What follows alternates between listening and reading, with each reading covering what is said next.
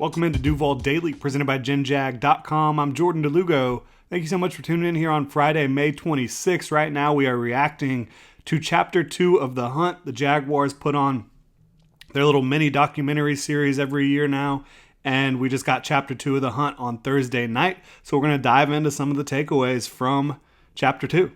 Let's get into it. Got to start it off with Dewey Wingard here, right? It's the mother effing Jacksonville Jaguars. Let's go. Expectations for this team, I think, internally could not be higher. I think you heard Calvin Ridley say it. After what they did in 2022, the expectations have got to be Super Bowl. I think those are the expectations within that building, and not just because of what happened last year.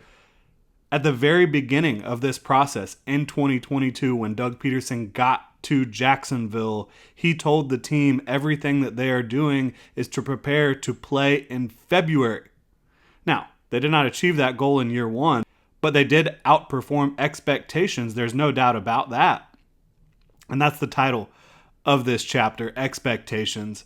Getting into what we saw from this video outside of the expectations, because the expectations are absolutely there. Like I mentioned, Calvin Ridley said the word Super Bowl, but everybody else was talking about the heightened expectations in 2023 as well. One of the most interesting things I saw, a big portion of this part of this chapter of The Hunt was draft night, right? And you saw a lot of different things go on in draft night, things that the Jaguars wanted to show you here. I thought it was fascinating that the Jags wanted to trade up for Florida linebacker Ventrell Miller, right? A guy they got at 130 overall in the fourth round. They were trying like crazy to trade up for Ventrell Miller because they just didn't think he was going to last to them.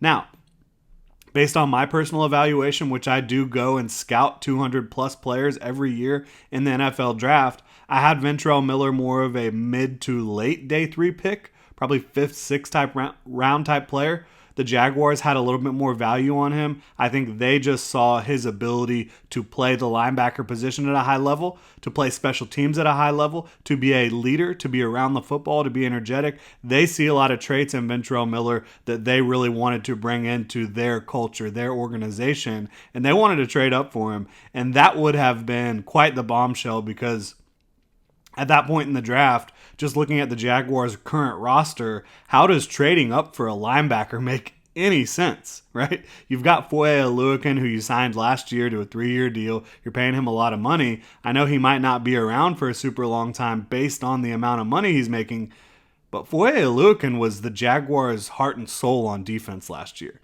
Then you drafted Devin Lloyd in 2022 of the first round, actually traded back into the first round to nab him at linebacker.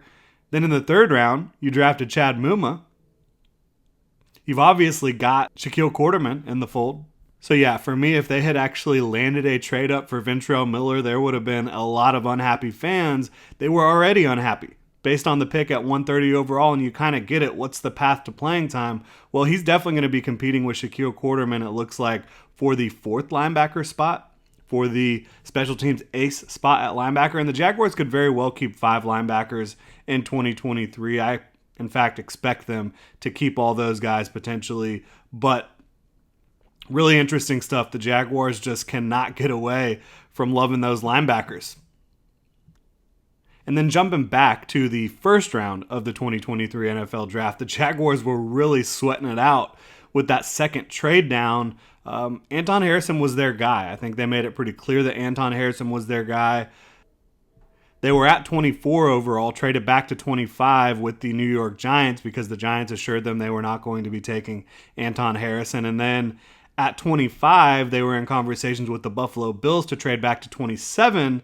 That was the interesting one because, and we knew a little bit of this already, but to see it happen in real time was pretty interesting with Trent Baalke making the phone calls to Joe Schoen and Brandon Beane, Giants and Bills GMs respectively. But the conversation with Joe Schoen, they're sitting there sweating it out. The Cowboys picked at 26, so you're having to bet on the Cowboys not taking an offensive tackle. It's a team that's been notorious for taking offensive tackles early. Now, did they need one in that spot? It didn't seem like it, and I think that's why Trent Baalke and the Jaguars made that bet that they could move down to 27 and still get Anton Harrison, and they were right about it. So, kudos to them for kind of playing this out, making the bet that they believed would end up landing them the guy they wanted and getting them extra picks. And they were exactly right. So good for them, absolutely.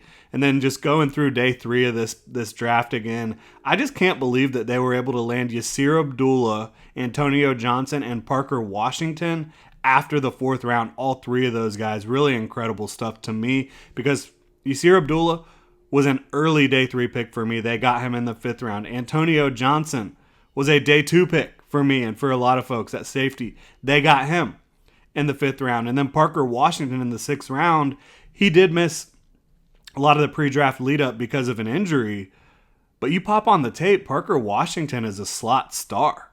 A guy that catches everything thrown his way. He's got incredible power and strength at the wide receiver position. He's got enough quickness and speed at the wide receiver position. Got great body control. I think Parker Washington is going to be a guy that Jaguars fans grow to love. And so for me, again, just landing those 3 guys in the middle of day 3, I thought was one of the most impressive parts of the draft for the Jaguars. And then talking about Phil Rauscher, this is one of my favorite coaches. He was a guy that I was excited about the Jaguars bringing in last year because he was coming from Minnesota, had also been in Washington. He was a guy that really knew how to get the outside zone running game going, and they didn't quite get it going the way they wanted to in 2022 all the time. But I think that moving forward, you have a really, really good coach, a solid coach. I think he's really good on the practice field, in the room, in the meeting room, right? I just love him. And then his feature in the hunt was really great. He was fired up to land Anton Harrison. And I was fired up for the Jaguars to land Anton Harrison. I was one of the few people who really saw Anton Harrison as, more than a late first round pick in this class. I saw Anton Harrison as a top 10 prospect overall in the 2023 draft class. And so for me, for the Jaguars to land him at 27 overall, it was pretty surreal, to be completely honest with you. Because this is a guy I valued extremely highly due to his athleticism, his maturity at only 20 years old. This was a guy, all of his college tape that you've seen from him, he was 20 years old or younger. Extremely young man that has great maturity, great athleticism, great length. I love his overall football acumen and his talent. Like, he's able to shut down rushers really quickly. He's able to angle them off, and then he's able to use his hands at an extremely high level for such a young player. I think Anton Harrison has everything you're looking for, and so did the Jaguars. And for me, that's just kind of crazy how it aligned for me and the Jaguars, Trent Baalke, Phil Rauscher, etc., loving the same exact player. Would I have traded down? Probably not, because I wanted to land Anton Harrison like no other, but kudos to them for being able to trade down twice and still land their guy. And it's just so cool that, Anton Harrison was one of my guys in this class. Probably the guy that I valued higher than anyone else. And then the Jaguars also valued him extremely highly. And now he's in Jacksonville, get to cover him. Just super cool for me. Final note. And this one here is speculation on my part, but when the Jaguars, they kind of blurred out the film they were studying, but it was Trent Baalke and Ethan Waugh, it looked like they were studying Riley Moss, the cornerback out of Iowa. They were saying he has outside-inside versatility, could potentially play safety down the road. That sounded exactly like Riley Moss, saying that he could be a second-round pick, will probably be an early third-round pick, won't last till the Jaguars pick, and they were exactly right. He did not last till the Jaguars in the 3rd round. But what's so interesting about them studying Riley Moss to me is that means they've already seen Cooper DeJean, the upcoming junior cornerback out of Iowa, who the Jaguars have been mocked in 2024 by both ESPN and The Athletic. Mel Kiper and Dane Brugler both mocked the same guy to the Jaguars, did a video on it a couple days ago, but it's just kind of crazy that, they dropped that little Easter egg. They didn't have to do that, and they did blur it out, but you can clearly tell they're watching Iowa's defense. They're talking about a corner who can play inside or outside, potentially play safety, and a guy who's going to go late 2nd, early 3rd round. That fits Riley Moss to a T. I'm not sure why they needed to include that, but it does give you a little bit of a hint that they have seen Cooper DeJean on tape. Of course, they're going to watch all the Power 5 players. It's not like he's going to get swept under the rug. They're going to miss him somehow. Cooper DeJean is going to end up being a first-round pick in all likelihood. This was a guy that had 3 interceptions returned for touchdown last year, 5 total interceptions, has great athleticism, great strength, incredible tackler, really quick feet and fluid hips. I think Cooper DeJean, if the Jaguars are able to land him in 2024, would be an absolute home run, especially when you look at their cornerback room. You love Tyson Campbell and Darius Williams, so you could definitely add more talent and depth there. But that'll do it here for this little recap, reactions to the Hunt Chapter 2, expectations. The expectations, they are sky high within that building. The Jaguars are looking to make a Super Bowl run in 2023. I think that's part of the reason you saw them bring in Brandon McManus yesterday. But again, thank you so much for tuning in. Hit me up on Twitter at Jordan DeLugo. You can drop a comment in the comment section below. Hit that like and subscribe button. If you're looking for some new Duval gear, you can check out our brand new pre-order Duval Big Cats tee. Go check it out at ginjag.com. We've got a link to the shop in the description below. Have a good weekend, Duval.